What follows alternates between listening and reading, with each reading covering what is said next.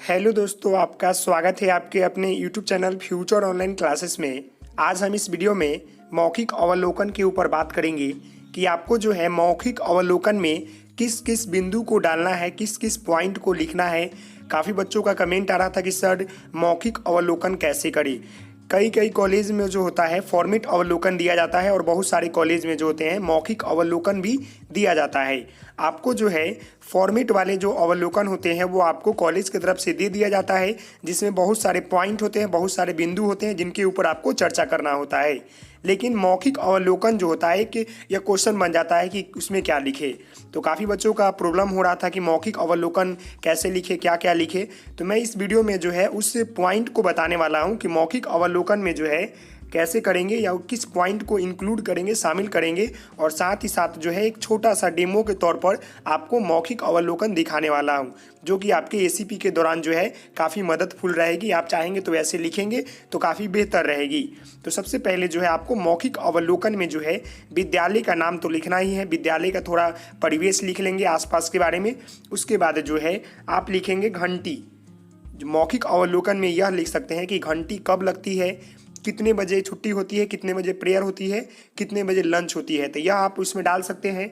फिर आपको है चेतना सत्र गतिविधि, मतलब विद्यालय में जाने से लेकर विद्यालय से आने तक जो गतिविधि होता है, जो भी गतिविधि होता है वह जो है मौखिक अवलोकन के अंतर्गत शामिल है और वह जो है मौखिक अवलोकन के अंतर्गत आएगा।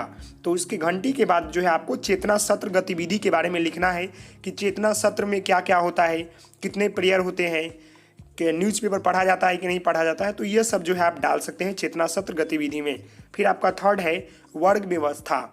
यह भी जो है मौखिक अवलोकन के तौर पर आएगा। जब चेतना सत्र हो जाती है तो सारे बच्चे जब कक्षा में जाते हैं, अपने अपने वर्ग में जाते हैं, तो उस समय की जो व्यवस्था होती है वह कैसा होता है, या वर्ग व्यवस्था टोटल क्लास में कैसा होता है, उसके ऊपर आपको लिखना है। 4 नंबर है अनुशासन। जब बच्चे क्लास में चले जाते हैं चेतना सत्र वर्ग व्यवस्था के बाद, तो क्लास में या पूरे विद्यालय में बच्चों के अनुशासन को देखेंगे और उस अनुशासन के ऊपर जो है मौखिक अवलोकन लिखेंगे। फिर आपका है 5 नंबर खेल कूद गतिविधियाँ। क्या विद्यालय में खेल कूद गतिविधियाँ होती है कि नहीं होती है। तो यह जो है आपके मौखिक अवलोकन के अंतर्गत आएगा। इसके बारे में भी आप चाहेंगे तो 5 या 10 लाइन डिस्क्राइब कर लिख सकते हैं। फिर 6 नंबर है साफ सफाई की गतिविधियाँ। क्या विद्यालय में जो परिसर होता है उसका साफ सफाई होता है कि नहीं होता है, उसके ऊपर भी आप चर्चा करेंगे। फिर 7 नंबर है सामुदायिक कार्य। विद्यालय में क्या बच्चों के साथ जो है सामुदायिक कार्य किया जाता है कि नहीं किया जाता है, या कोई भी फंक्शन या मतलब गतिविधि हो, क्या उसमें बच्चों को इंक्लूड किया जाता है कि नहीं किया जाता है। क्योंकि बच्चों को इंक्लूड नहीं करेंगे तो बच्चों में जो होता है सामुदायिक कार्य करने की जो क्षमता होती है वो विकसित नहीं होगी। तो यह भी आपका मेन पॉइंट है। आप चाहेंगे तो मौखिक अवलोकन में लिख सकते हैं। यह काफ़ी महत्वपूर्ण पॉइंट है। आगे देखते हैं, तो आगे क्या है देख लेते हैं। आगे है आपका सांस्कृतिक गतिविधियाँ। सांस्कृतिक गतिविधियाँ में भी देखेंगे कि बच्चों का सहभागिता है कि नहीं है। मौखिक अवलोकन में यह भी पॉइंट आ सकता है। फिर 9 नंबर है हेल्थ चेकअप। यह सब जो मैं आपको पॉइंट बता रहा हूँ, हेल्थ चेकअप, यह सब पॉइंट जो है मौखिक अवलोकन के अंतर्गत आएगा, जो कि अपने फाइल बनाने समय जो है आप डाल सकते हैं। जैसे ये मैं आपको पॉइंट बता रहा हूँ, लिखा हुआ नहीं बता रहा हूँ, आप ये ध्यान नहीं देंगे। मैंने बोला सामुदायिक कार्य, तो सामुदायिक कार्य क्या क्या होता है उसके बारे में आप डिस्क्राइब कर सकते हैं। सांस्कृतिक गतिविधियाँ होती है, उसमें बच्चे भाग लेते हैं कि नहीं लेते हैं, वो भी आप चाहेंगे तो डिस्क्राइब कर सकते हैं। फिर आपका आता है हेल्थ चेकअप। तो हेल्थ चेकअप में भी डाल सकते हैं कि क्या बच्चों के हेल्थ चेकअप होता है कि नहीं होता है, यह सब आप डाल सकते हैं। फिर आपका 10 नंबर है mid day meal. Mid day meal भी जो है मौखिक अवलोकन के अंतर्गत आएगा। यह भी मौखिक अवलोकन के अंदर ही जाएगा। नेक्स्ट है समय तालिका का विश्लेषण। कक्षा में जो भी समय तालिका होता है या जो भी विद्यालय का समय तालिका होता है उसके ऊपर आप विश्लेषण करेंगे, उसके बारे में आप डिटेल में लिखेंगे। यह आपका मौखिक अवलोकन के अंतर्गत आएगा। 12 नंबर है विभिन्न पंजी का अवलोकन। विद्यालय में जाते हैं तो देखते होंगे कि वहाँ पर बहुत सारे पंजी होते हैं, जैसे टीचर का attendance, student attendance, mid day meal attendance, बहुत सारे फी स्ट्रक्चर अटेंडेंस। तो यह सब जो होता है उसके ऊपर भी जो आपको अवलोकन करना है, जो कि यह मौखिक अवलोकन के अंतर्गत आएगा। फिर 13 नंबर है विद्यालय प्रबंधन समिति का। विद्यालय प्रबंधन समिति जो होता है उसके भी आपके ऊपर विश्लेषण करना है, मौखिक अवलोकन उसका लिखना है। फिर आपको 14 नंबर है विद्यालय भवन का विश्लेषण। लास्ट में आप चाहेंगे तो विद्यालय भवन का विश्लेषण डाल सकते हैं मौखिक अवलोकन में। तो मैंने भी आपको जो है 14 मेन पॉइंट बताया जो कि मौखिक अवलोकन के लिए काफ़ी महत्वपूर्ण है, तो इसे आप डाल सकते हैं। अब हम आगे देखेंगे कि आप कैसे लिखेंगे। जैसे यहाँ देख रहे हैं कि यहाँ लिखा हुआ है अवलोकन और यहाँ लिखा हुआ है शिक्षिका महोदय वर्ग 3 की दूसरी घंटी में हिंदी पढ़ा रही थी। आज का पाठ था गंगा नदी अध्यापक अध्याय 16। यह एक कविता थी। सभी बच्चे अनुशासित होकर अपनी अपनी पुस्तिका खोले बैठे थे। शिक्षिका महोदय इस कविता को व्याख्यान विधि द्वारा बता रही थी।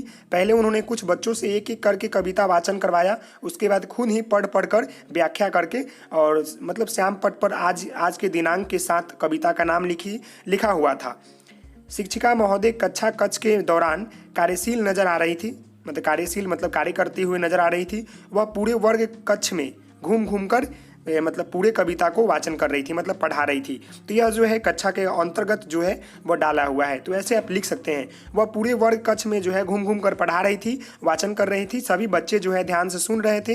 कविता वाचन के बाद शिक्षिका महोदय ने सभी बच्चों का मूल्यांकन शुरू किया। वे हर एक बच्चों से बारी बारी उठाकर उनसे कविता नदी के बारे में आए हुए प्रश्नों से पूछ रही थी।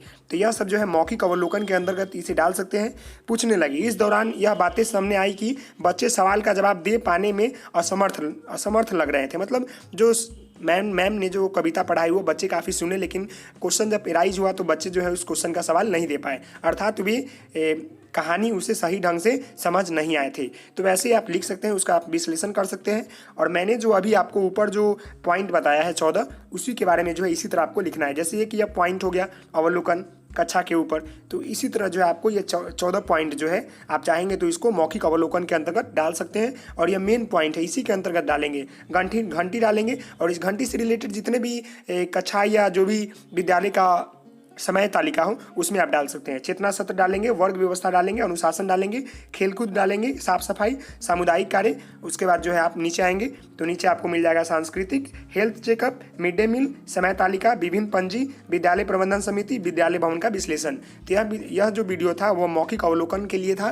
तो आशा करता हूँ कि यह वीडियो आपको अच्छा लगा होगा। तो आप हमारे चैनल को लाइक करेंगे, शेयर करेंगे, सब्सक्राइब करेंगे। Thank you for watching this video. Please like share and subscribe my channel. तो मिलते हैं नेक्स्ट वीडियो में, तब तक के लिए धन्यवाद। Thank you.